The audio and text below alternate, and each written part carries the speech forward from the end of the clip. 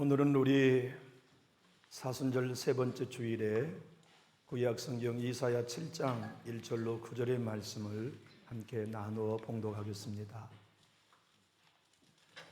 이사야 7장은 구약성경 975면에 있습니다. 우리 한 절씩 나누어서 교독하겠습니다. 이사야서 7장 1절로 9절, 구약성경 975페이지. 제가 7장 1절을 먼저 받들겠습니다. 우시아의 손자여 요담의 아들인 유다의 아하스 왕 때에 아람의 르신 왕과 르말리아의 아들 이스라엘의 베가 왕이 올라와서 예루살렘을 쳤으나 능히 이기지 못하니라. 어떤 사람이 다윗 입에 알려 이르되 아람이 에브라임과 동맹하였다 하였으므로 왕의 마음과 그의 백성의 마음이 숲이 바람에 흔들림같이 흔들렸더라. 그때 여호와께서 이사야에게 이르시되 너와 내 아들 스할야숲은 윗모수도 끝 세탁자의 밭큰 길에 나가서 아하스를 만나 그에게 이르기를 너는 삼가며 조용하라. 르시스와 아람과 르말리아의 아들이 힘이 좋아할지라도 이들은 연기나는 두 부디깽이 그루터기에 불과하니 두려워하지 말며 낙심하지 말라. 아람과 에브라임과 르말리아의 아들이 악한 꾀로 너를 대적하여 이르기를 우리가 올라가 유다를 쳐서 그것을 쓰러뜨리고 우리를 위하여 그것을 무너뜨리고 다무엘의 아들을 그 중에 세워 왕으로 삼자 하였으나 주 여호와의 말씀이 그 일은 서지 못하며 이루어지지 못하리라. 베드로 아람의 거리는 다메섹이요 다메섹의 거리는 르시이며 65년 내에 에브라임이 패망하여 다시는 나라를 이루지 못할 것이며 에브라임의 머리는 사마리아요 사마리아의 머리는 르말리아의 아들이니라. 만일 너희가 굳게 믿지 아니하면 너희는 굳게 서지 못하리라 하시니라. 아멘.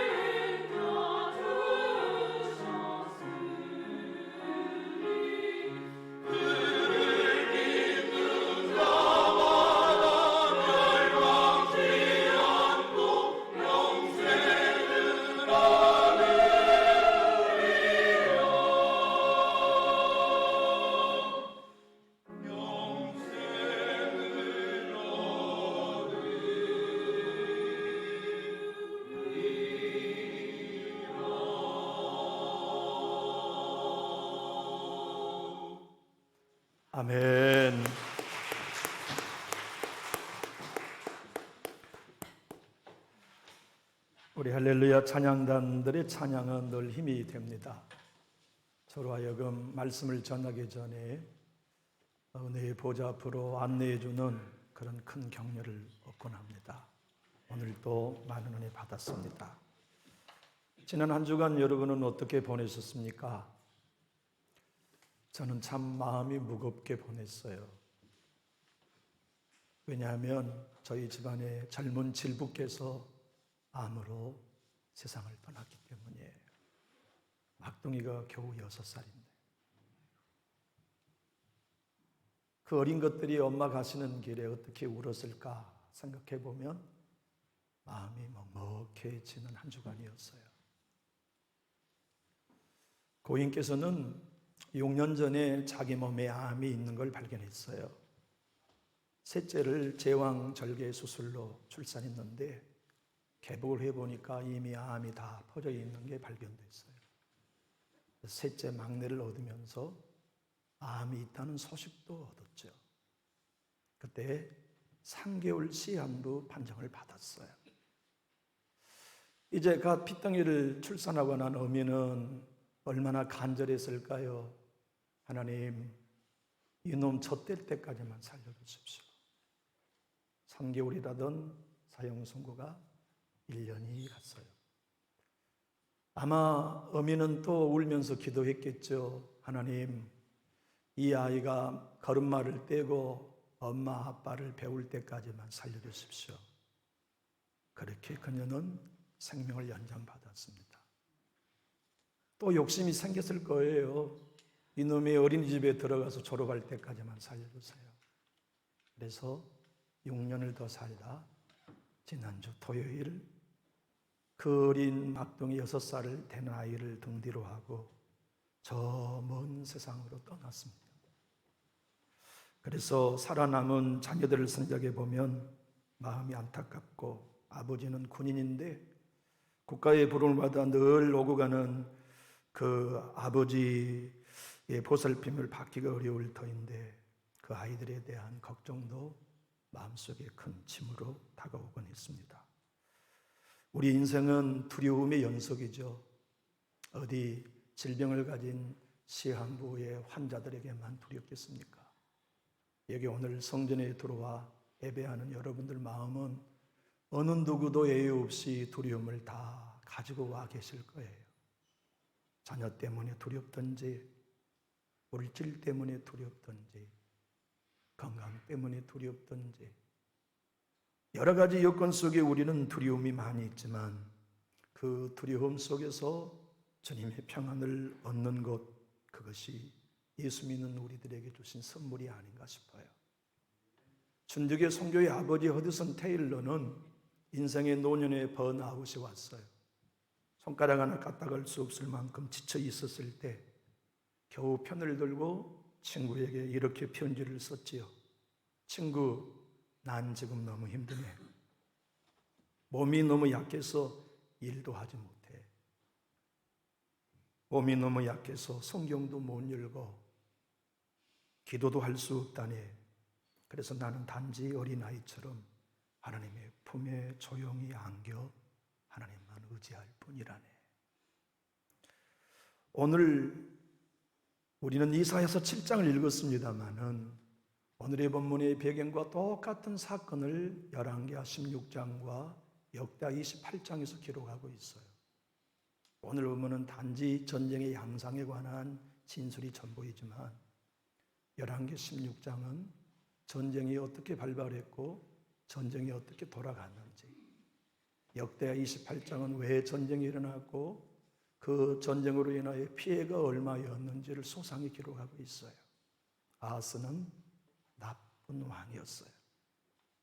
남쪽 유다의 12번째 왕이기도 했지만 그는 온 나라를 우상 숭배의 나라로 끌어내린 왕이었어요. 자기가 손수 쇠 주물을 부어 바알을 만들었어요. 하나님께 예배드리는 제단을 밀어놓고 거기에서 아수리에서 보고 온 제단을 세우고 하나님께 드리는 제단은 자기 혼자만 드리는 교만의 왕이 되었죠. 나라 저녁에 산당을 짓고 푸른 나무 밑에는 우상을 섬기게 하는 그런 죄를 범했을 뿐만 아니라 하나님이 가장 싫어하시는 사람을 제물로 바치는 몰래까지 섬겼어요. 그것도 친히 자기의 아들들을 제물로 바쳤어요. 하나님은 남쪽 유다에 경고하기 위해 아람 나라와 북이스라엘이 연합하여 공격하게 했지요. 전쟁은 보나마나 패전이 짙었어요. 왜냐하면 역대 28장을 보면 전쟁 하루 만에 두 나라가 남유다의 용사 12만 명을 사로잡고 죽였어요. 하루 동안 용사 12만 명 죽었어요.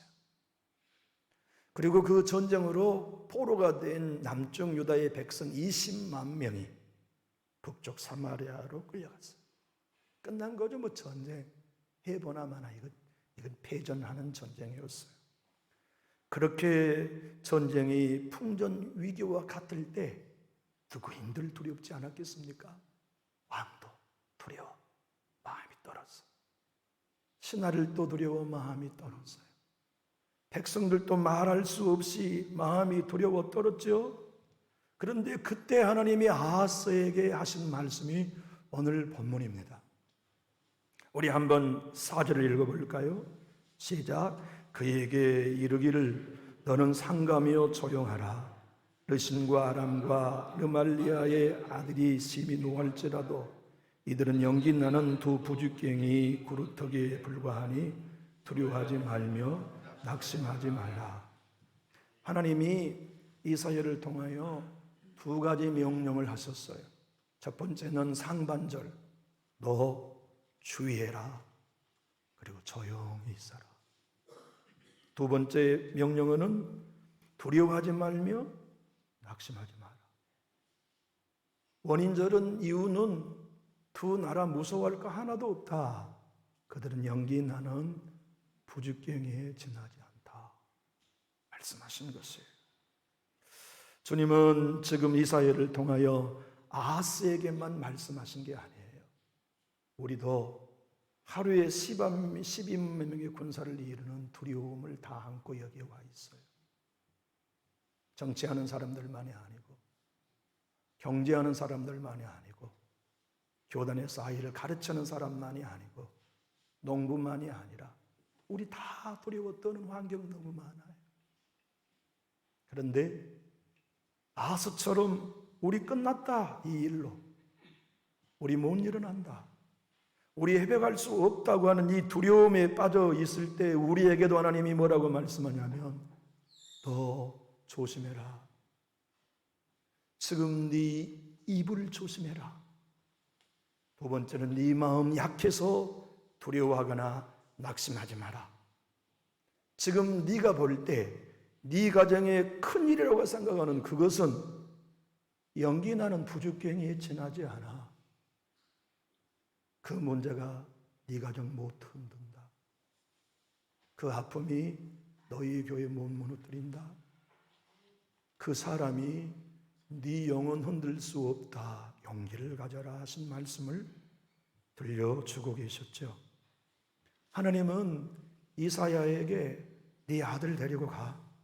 왜요? 가봐라. 가서 뭔 얘기하면 됩니까? 가서 아하스에게 이렇게 말해. 너 지금 북쪽의 왕 두려워 떨고 있지? 아람 나라 군대의 왕이 두려워 떨고 있지? 네가 두려워 떨고 있는 건 북쪽과 아람 군대가 강해서가 아니야. 네가 하나님을 두려워하지 않고 있기 때문에 두려워 떠는 거야. 사실 우리의 삶 속에 가정적으로나 환경적으로 어려움을 만날 때 우리는 10만의 군사를 이룬 아하스처럼 떨어요. 20만의 백성이 끌려간 아하스처럼 풀잎 바람에 흔들리는 것처럼 마음이 흔들려요. 두려워져요. 그때 하나님은 우리에게 말씀하신 게 이것입니다. 아가, 네가 그 문제 때문에 두렵지? 진짜 하나님 두려워요. 그 사람 때문에 두렵지? 정말 두려워요. 그런데 네가 아느냐? 그 사람 그 문제가 두려워서 네가 떠는 게 아니고 네가 나를 안 무서워해서 떠는 거야. 네가 나를 안 믿어. 네가 나를 신뢰하지 않기 때문에 지금 네가 떠는 거라는 걸 말씀하세요. 여기 두려움 가운데 떨면서 하나님, 내가 좀 도와주세요. 우리 건져주세요. 마음이 아하스처럼 바람에 흔들리는 풀잎처럼 떨고 있다면 우리도 마찬가지예요. 그 문제가 커서가 아닙니다. 우리가 하나님을 하나님만큼 믿고 있지 못하는 거예요. 우리가 하나님을 하나님만큼 두려워하고 있지 않아요. 그래서 이사야 7장과 8장은 하나의 사건을 다루고 있는 하나의 문단이거든요. 우리 8장 13절을 읽어보실까요? 8장 13절은 이렇게 하나님이 계속 말씀하십니다. 큰 소리로 한번 8장 13절 읽어보겠습니다.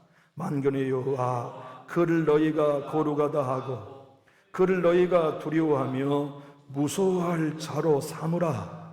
하나님의 메시지는 딱 하나입니다. 아하스야, 너는 하나님을 두려워해야지. 하나님을 무서워할 자로 여겨야고 삼아야지. 저 위에 있는 북쪽의 이스라엘과 아람 왕을 두려워할 게 아니다. 너 말이야, 지금껏 살면서 나를 신뢰하지 않았었지. 나 여호와를 여호와로 두려워하지 않았었어. 그것이 너희들의 문제인 걸 내가 이번 전쟁을 통하여 보였으니 깨달아라. 어떤 인생들은 우리보다 훨씬 많은 가정의 위기를 만나면서도 흔들리지 않아요. 이유가 무엇입니까? 우리보다 특별한 사람이어서가 아니고 그들은 우리보다 더 하나님을 신뢰하는 거예요. 어떤 사람은 질병 가운데서도 두려워하지 않는 걸 만나요. 어떤 사람은 죽을 환경인데도 불구하고 담대해요. 그들이 겁이 없어서가 아니라 문제보다 크신 하나님을 더 신뢰하고 두려워하고 있기 때문에 그런 결과를 얻고 있는 것이죠. 잠언 기록한 솔로몬 왕은 29장 25절에서 이렇게 말씀하셨어요. 사람을 두려워하면 올무에 걸리게 되거니와 여호와를 의지하는 자는 안전하리라. 사실 우리의 신앙생활 가운데 가장 두려움은 항상 사람에게 있어요. 정치하는 사람도 사람의 여론 때문에 울고 웃어요. 몽땅이 나라가 여론에 춤춰요. 사람의 시선에 춤춰요. 시선에 울어요, 겁먹어요. 교회도 마찬가지예요. 세상의 교회를 어떻게 보느냐에 목회자들이 겁먹고 있어요. 성도 여러분도 그렇지 않습니까? 우리는 지금 아하스와 남쪽 유다의 백성들처럼 우리의 마음이 바람에 흔들리는 풀잎처럼 흔들리고 있어요. 이 땅의 어느 교회 목회자들이 지금 떨고 있지 않을 수 있겠습니까? 설교자라면 한국 교회에 서 있는 한국 사회에서의 이 모든 냉소와 비난을 받고도 어떤 목회자가 두렵지 않겠어요? 우리가 길거리에 나가 전도지를 돌린다면 환영해주는 사람의 눈빛이 한 사람에도 있나요? 우리는 지금 두려워 떨고 있어요. 예수 믿는 우리들보다 더 떨고 있는 사람들은 아마 없다고 해야 옳을 환경입니다. 그런 여러분들과 저에게 하나님은 오늘 또 말씀합니다. 너희가 세상을 두려워하느냐? 사람을 두려워하느냐?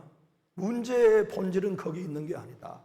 너희가 나 여호와를 하나님으로 충분히 두려워하고 있지 않는 데에 원인이 있다. 나 여호와를 충분히 하나님으로 신뢰하지 않고 있는 게 너희의 모든 영적 원인의 배후다는 걸 말씀하십니다.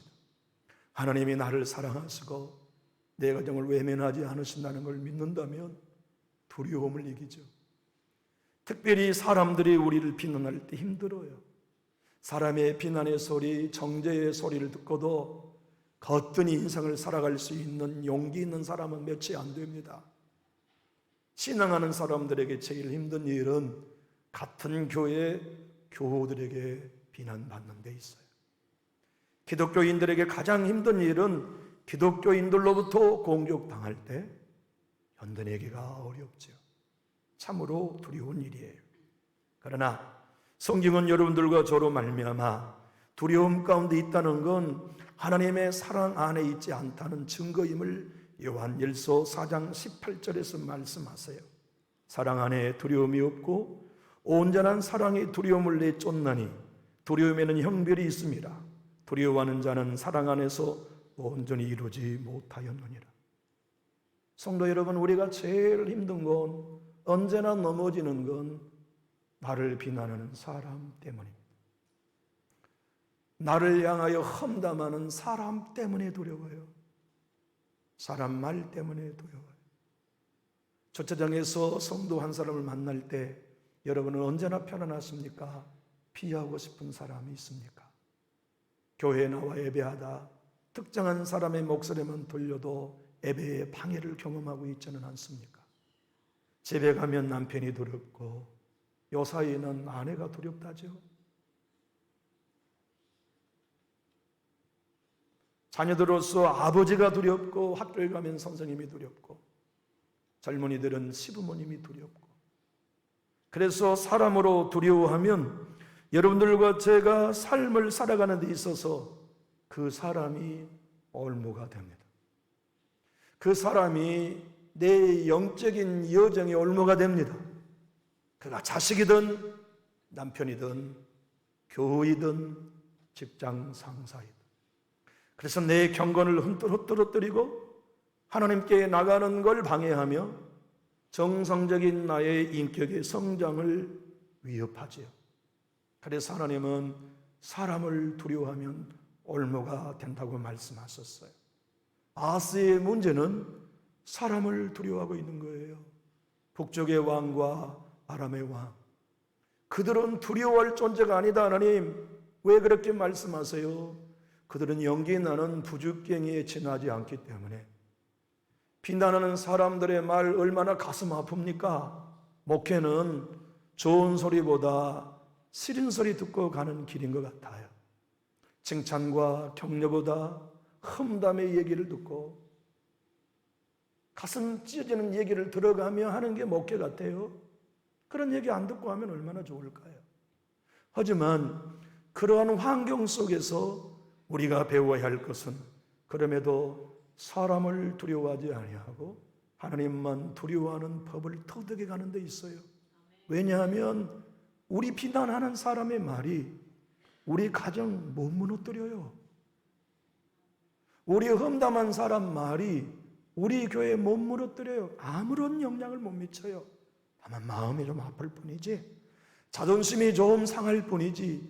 왠지 아세요? 하나님의 말씀이에요. 그들은 탱크가 아니야. 부죽갱이야.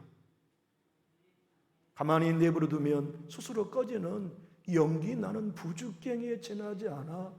이것이 사순절을 걷는 우리 주님의 태도요 자세였습니다. 사람들이 예수를 죽여라 외치는 말이 왜 두렵지 않았겠어요? 여인들 앞에 벌거벗기는 예수님이 왜 두렵지 않았겠어요? 채찍에 온몸이 부서지도록 찢기고 매맞는 당신이 왜 두렵지 않았겠어요? 로마의 군인이 망치를 들고 녹슨 못으로 당신의 손과 발을 못질할 때 왜 두렵지 않았겠어요? 죄인 아닌 의인 그분이, 하나님이신 그분이 골고다에서 높이 십자가에 처형당할 때 왜 두렵지 않으셨겠어요? 영광의 멸관을 주어도 합당하지 않는 만왕의 왕이신 그분이 가시 멸관을 쓰실 때 얼마나 두려웠겠어요? 그러나 내 주님은 사람을 두려워하지 않으셨어요. 왜냐하면 이 일을 시키시는 분은 사람이 아니라 내 아버지 하나님이시라는 걸 굳게 믿었기 때문이지요. 교우 여러분, 사람 두려워한다는 건 아직 안 죽은 겁니다. 교회에 와서 사람의 말이 두렵다면, 사람의 말 때문에 시험 들고 넘어지며 신앙에 위축당한다면 아직 안 죽은 거예요. 우리가 십자가에서 예수님처럼 못 박혀 자아를 죽이는 신앙은 사람 안 두려워하는 겁니다. 비난의 말을 들으면 마음 애리죠. 왜 비난의 말을 듣고 아무렇지 않겠어요?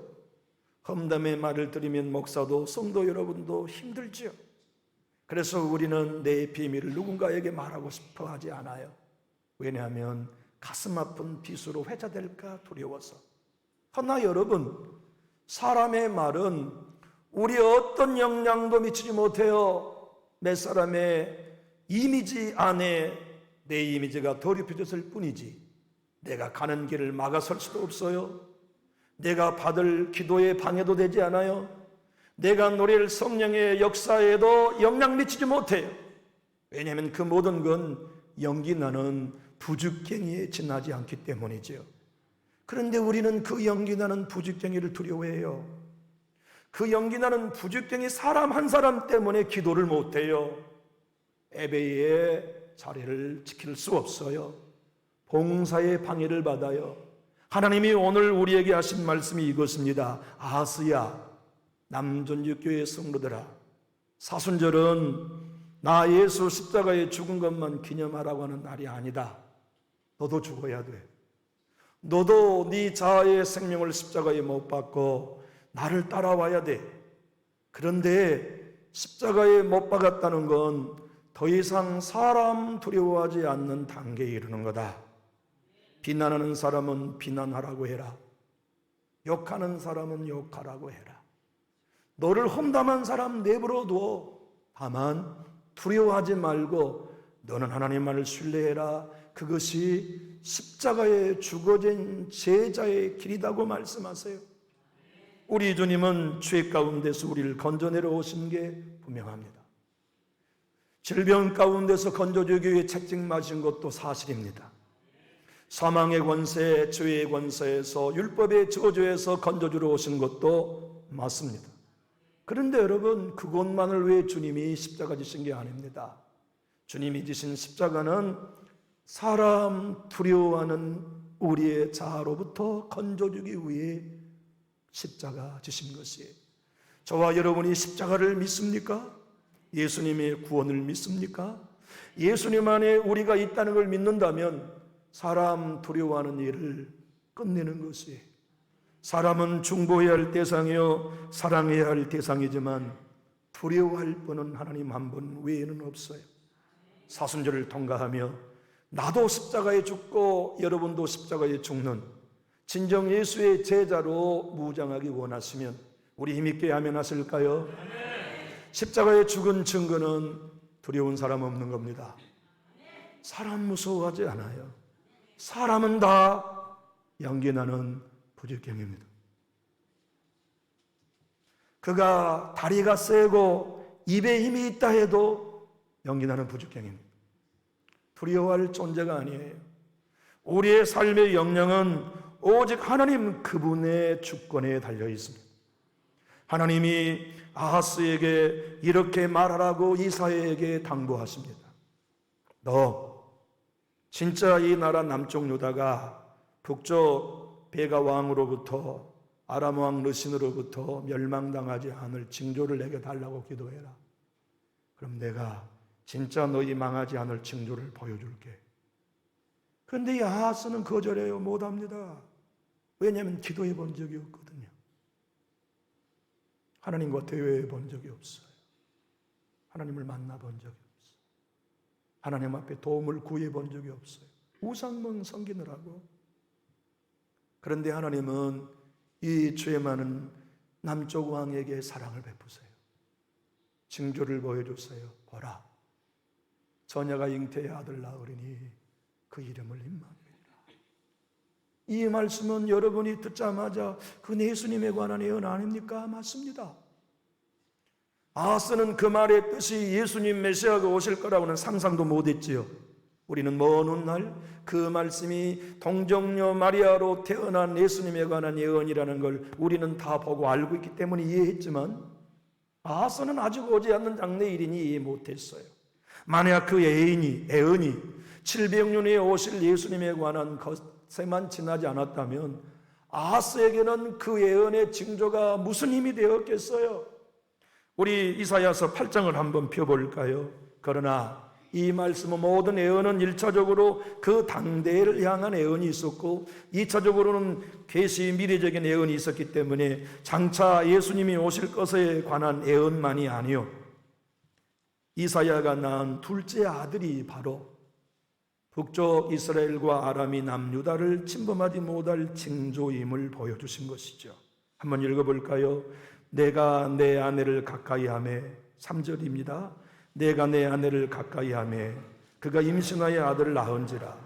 여호와께서 내게 이르시되 그의 이름을 마엘 살랏 하스바스라 하라. 이는 이 아이가 내 아빠 내 엄마라 부를 줄 알기 전에 다메섹의 제물과 사마리아의 노랫물이 아수르 왕 앞에 옮겨질 것임이라 하니라. 이 마헬 살랏 하스바스라는 이름의 뜻은 여러분 아시죠? 도리하게 재빠름이라는 뜻입니다. 다시 말하면 아하스야, 북쪽의 왕과 아람 두려워하지 마. 두 왕은 연기 나는 부죽경에 지나지 않아. 내가 징조를 보여줄게. 이사야가 아들을 낳으면 도략의 재빠름으로 이름을 지어라. 그 아이가 엄마 아빠라고 하기 전에 두 나라를 내가 손보겠다. 그리고 우리에게는 처녀가 아들을 낳으리니 그 이름을 임마누엘이라 하신 메시아 예수님에 관한 약속을 주고 계시죠. 하나님은 오늘 또 우리에게 징조를 주기 원하십니다. 사순절을 통과해 가고 있는 여러분들, 사람 때문에 너무 두려워하지 마세요. 비난하는 사람의 얼굴을 두려워하지 마세요. 늘 험담하며 청지하는 이들 두려워하지도 마세요. 십자가에 죽는다는 것은 그 모든 사람은 연기나는 부죽경에 지나지 않는다는 걸 아는 겁니다. 그리고 하나님을 하나님만큼 사랑하고 두려워한다면 사람은 나의 삶에 어떠한 영향도 미치지 못할 것을 알면서 담대히 내 길을 가는 것, 제자의 길을 걷는 것, 성도의 삶을 사는 것. 아내가 암이 걸려 생명의 위도감 가운데 있었을 때 사람들은 비난했어요. 목사의 아내도 병드냐고.